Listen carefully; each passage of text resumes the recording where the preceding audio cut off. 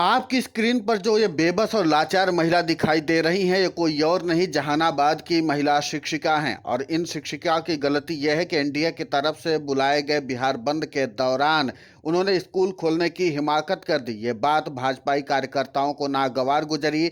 उसके बाद इस महिला शिक्षिका के साथ जो भी बदसलूकी इनसे बन सकती थी वो सब कुछ किया, घसीटा, धक्का मुक्की की और जो कुछ कहना बनता था वो सब कुछ कह दिया।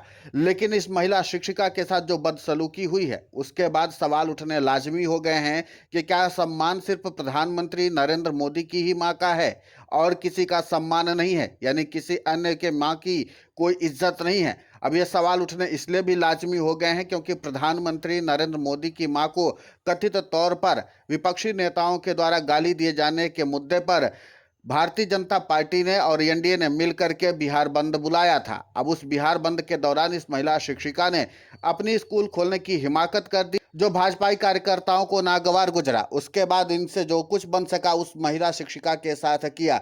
पुलिस भी इनके सामने बेबस और लाचार नजर आई। तस्वीरों में आप साफ देख सकते हैं कि किस कदर से महिला अपने को बचाने के लिए लगातार कोशिश करती हुई नजर आती हैं।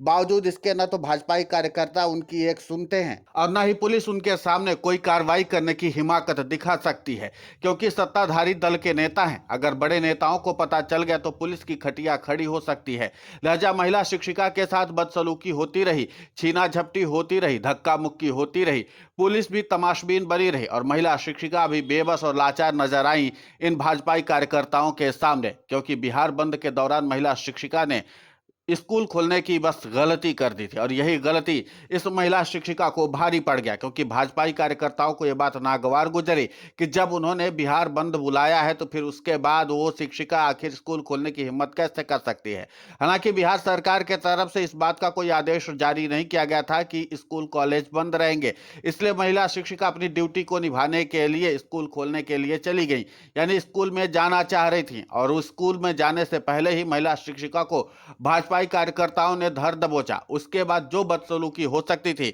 इन भाजपाई कार्यकर्ताओं ने इस महिला शिक्षिका के साथ किया है।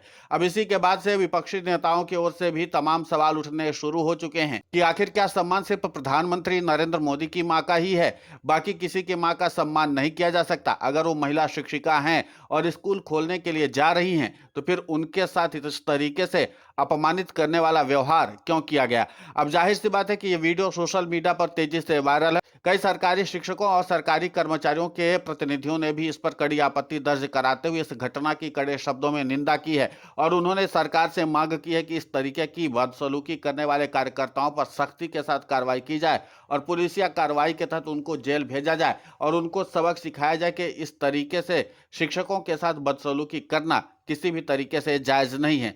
बावजूद इसके अब देखना महत्वपूर्ण होगा कि क्या सरकार के तरफ से इस पूरे घटना पर कोई संज्ञान लिया भी जाता है और उस पर कोई एक्शन लिया भी जाता है, क्योंकि जाहिर सी बात है कि सत्ताधारी दल के कार्यकर्ताओं और नेताओं के द्वारा महिला शिक्षिका का अपमान किया गया है। तो जाहिर सी बात है कि सरकार को भी इस पर एक्शन लेने के लिए थोड़ा सोचना तो पड़ेगा ही, क्योंकि कार्यकर्ता तो उनके थे, बस मनबढ़ हो गए थे और महिला शिक्षिका को धर दबोचा और उसके बाद बदसलूकी की। हालांकि भाजपाई कार्यकर्ताओं की तरफ से आरोप लगाया गया है कि महिला शिक्षिका ने भी प्रधानमंत्री नरेंद्र मोदी को कथित तौर पर गाली देने की कोशिश की है। इस बात की पुष्टि नवोदित भास्कर नेशनल नहीं करता है, क्योंकि यह कथित तौर पर आरोप लगाया गया है, जबकि महिला शिक्षिका ने कहा कि वो सिर्फ स्कूल खोलने जा रही थी और उन्होंने इसके दरमियान ही बहस कर ली, यानी कि भाजपा कार्यकर्ताओं ने रोकने की कोशिश की। जब उन्होंने रोकने की कोशिश की तो महिला शिक्षिका ने कहा कि हमें कोई लिखित तौर पर सरकारी आदेश नहीं है या हमारे अधिकारियों की तरह कोई आदेश नहीं दिया गया है कि इस पर स्कूल बंद रखना है या नहीं, इसलिए मैं स्कूल खोलने आई हूं। और यह बात भाजपाई कार्यकर्ताओं को नागवार गुजरी। फिलहाल इस पूरे घटनाक्रम को लेकर के आपकी प्रतिक्रिया बहुत महत्वपूर्ण होती है, आप हमें कमेंट करके जरूर बताएं। साथ ही हमारे चैनल को सब्सक्राइब कर लें, खबर को ज्यादा से ज्यादा शेयर करें।